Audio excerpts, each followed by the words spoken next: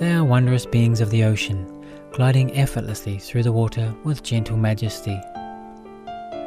As the largest living animals ever known to grace our planet, whales have always evoked our fascination due to their loving nature and melodious songs.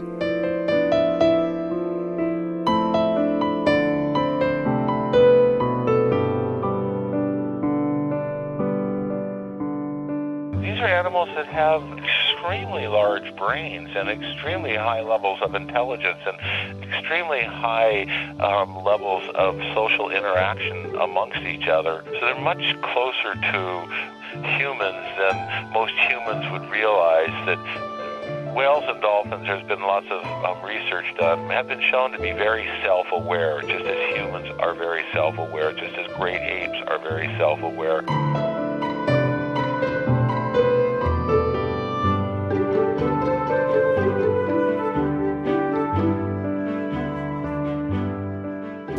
ホエールウォッチングボートに初めて乗りまして、で生まれて初めてそのライブで目の前で大きなクジラさんに出会った時に、その実際のこう体の大きさ以上にね、なんかこう神々しいもの、畏敬の念を抱かずにはいられないような、なんかものすごいオーラを感じて、温かさとか優しさとか非常に深いものを感じて。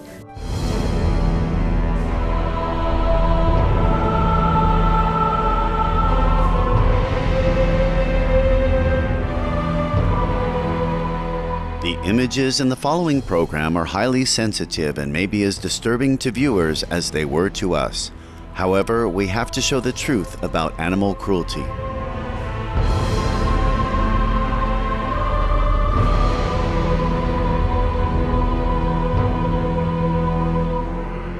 Peace-loving viewers, today on Supreme Master Television's Stop Animal Cruelty series, our featured experts Phil Klein, Senior Oceans Campaigner for Greenpeace USA, Yuki Okazaki, Vice Chairwoman and Director of Alsa Nature Conservatory, Sue Roker, Intern Coordinator for the Whale and Dolphin Conservation Society, and Regina Asmutis Silvia, Senior Biologist for the Society, will once again discuss their experiences with whales, the inhumane treatment of these kind beings, and the human-caused threats that have led to their highly endangered status.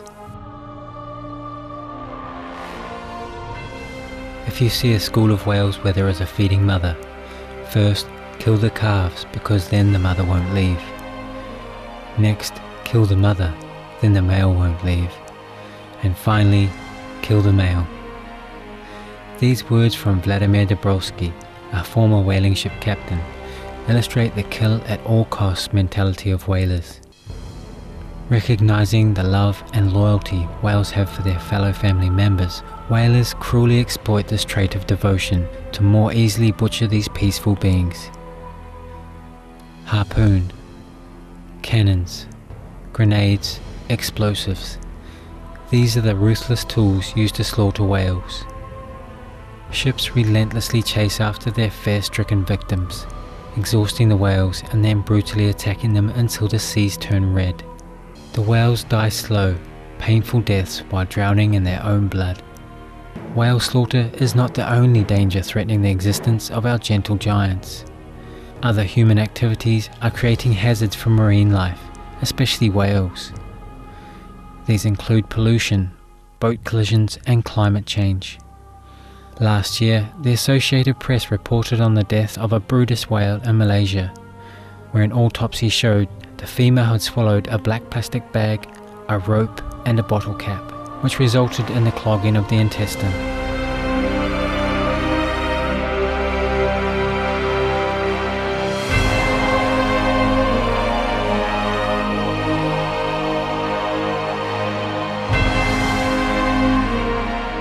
We were out on the water doing a research trip last week. We spent over an hour picking up trash, a lot of balloons and plastic bags and things that end up in the ocean, and animals can mistake for food. We all store pollutants in our blubber layer, and whales have a much thicker blubber layer than we do. So in some parts of the world, for example, beluga whales up in the Gulf of St. Lawrence, when an animal dies, their body has to be treated like it's hazardous material and disposed of a certain way. That's how polluted their environment is. And so pollutants are a big deal for the whales and for us.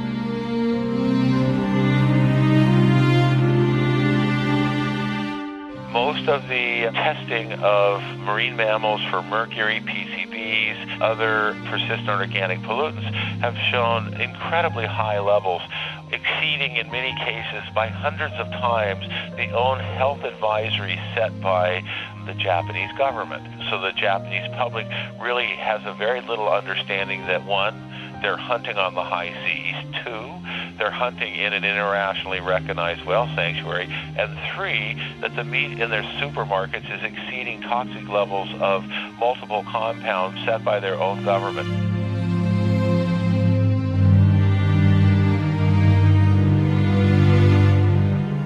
These toxins accumulate in the female whale's blubber, which then contaminates their milk and eventually their calves. The horrific truth about whale slaughter and their highly polluted habitat is hidden from the public eye.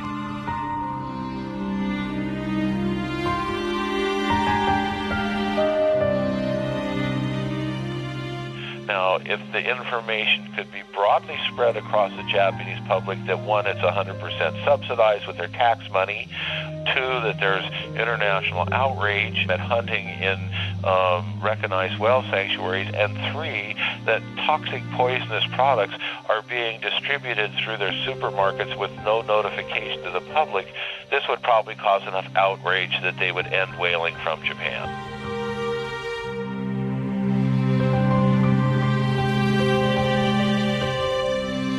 Another danger to cetaceans is the increasing amount of noise pollution in our seas. Certain species of whales communicate with each other through lyrical whale songs, and others depend on echolocation. For example, sperm whales make clicks with their teeth that can be heard for many kilometers. Unfortunately, noise from ships and other human sources interfere with the whale's communication. It can cause them disorientation and even collisions with boats, often killing or maiming them.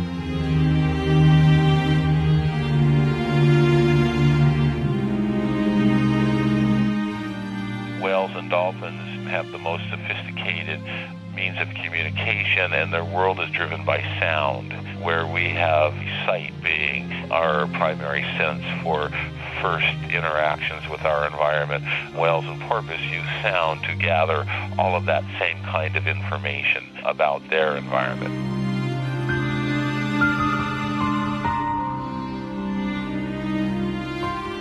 Our oceans are incredibly noisy these days. We've got increases in vessel traffic, seismic drilling, oil exploration, Navy sonar, and whales are so very acoustic, they rely on sound for everything that they need. And so you add that on top of pollution, on top of whaling, on top of trying to stay out of the way of boats, those fast ferries that we all use to get around, or the ships and tankers that bring our goods and services into port. It is the cumulative impact that we're worried about.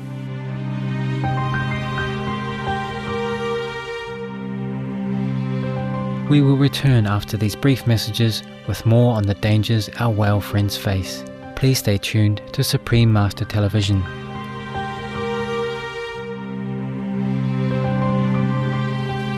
We strongly support whale watching. It's a wonderful alternative to the whale hunting that takes place in some countries.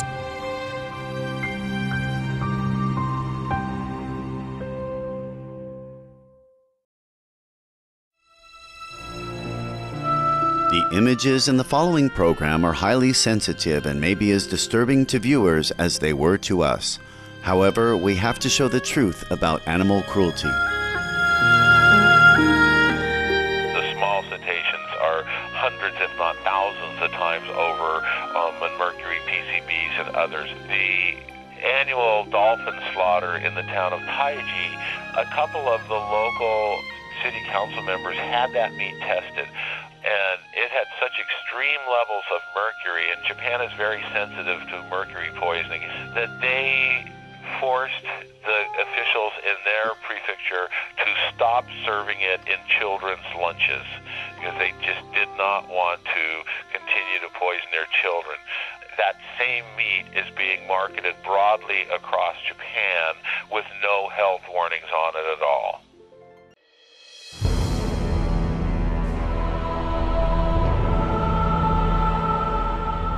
You are watching the Stop Animal Cruelty series on Supreme Master Television. Our focus today is on the many hazards that are endangering the lives of whales. In addition to the brutal slaughter of whales, marine mammals are also facing the effects of human-induced climate change.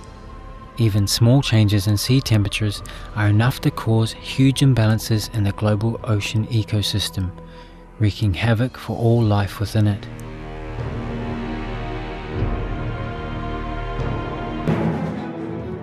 Climate change, as our oceans change, it's going to affect the primary food layer that all of the ocean habitat depends on.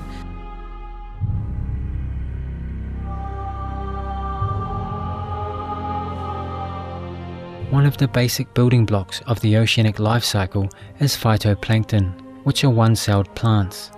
Through the process of photosynthesis, they provide half of the world's oxygen. Dead zones are areas in the ocean that are devoid of oxygen and thus of life. These are caused by toxic pesticides, fertilizers, and sewage runoff polluting our seas.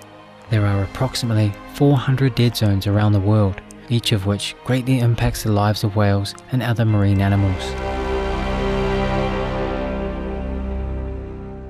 Probably the most important thing to remember is that we're mammals, whales and dolphins are mammals. They're sort of the key species in the ocean for us to look at of what we're doing with ourselves. And whether it's pollution, whether it's climate change, it impacts the oceans and it's going to impact them first, but ultimately it's all going to come back to us. Whales are the flagship for us to realize how important the oceans are. We depend on breathing. Most of the air that we breathe comes from phytoplankton from the ocean, so if we're not protecting the oceans and protecting whales, we're ultimately harming ourselves.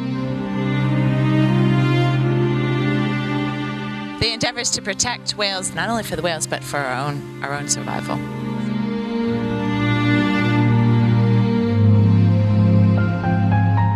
Around the globe, whales are being captured for use in the animal entertainment industry. During the trapping process, they are caused untold distress and may become injured or even die. Accustomed to having the freedom to swim the vast oceans, these captured cetaceans are confined in small tanks. In the wild, they may travel up to 160 kilometers each day. In an aquarium or other form of imprisonment, they are reduced to swimming in circles. Whales are social animals that live in pods, but in captivity, they may be sentenced to a solitary life. Due to the stress of living in an unnatural environment, whales and dolphins in captivity may engage in self-mutilation. Confined cetaceans also have lower reproduction rates, are more prone to accidents and illnesses, and have much shorter lifespans compared to their free brethren.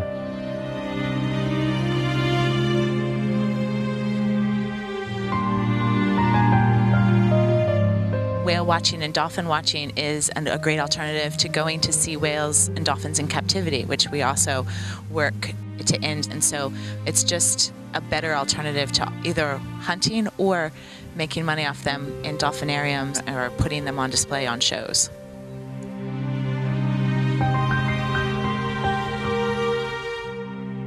It is imperative we stop the whale slaughter, refrain from consuming their meat and byproducts, and support whale watching in their natural habitat.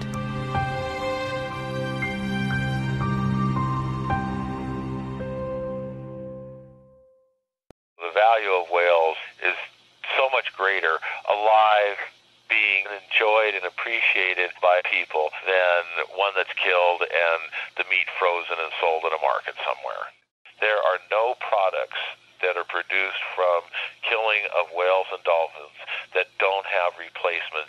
So it's an unnecessary slaughter of sentient, wild, self-aware animals.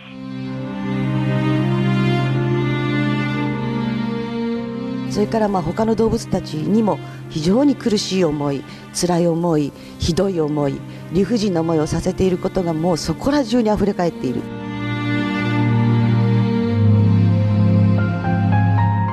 Whales belong in oceans that are pure and clean. They deserve to live in peace with their beloved pod members. Through the fine work of whale protecting organisations such as the Elsa Nature Conservatory, Greenpeace USA and the Whale and Dolphin Conservation Society, along with the adoption of an organic vegan diet, we will soon greet the day when whales can again live freely and safely in harmony with humankind.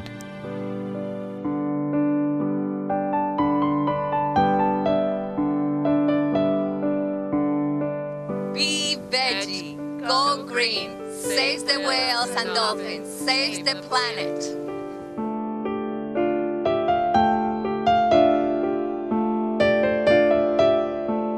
For more information on ending whaling, please visit Elsa Nature Conservatory at www.elsaenc.net, Greenpeace USA at www.greenpeace.org/USA, Whale and Dolphin Conservation Society at www.wdcs.org. Honourable viewers, please join us again next Tuesday on Supreme Master Television for our Stop Animal Cruelty series. Enlightening entertainment is up next right after noteworthy news. May heaven's grace shower your life with blessings and tranquility.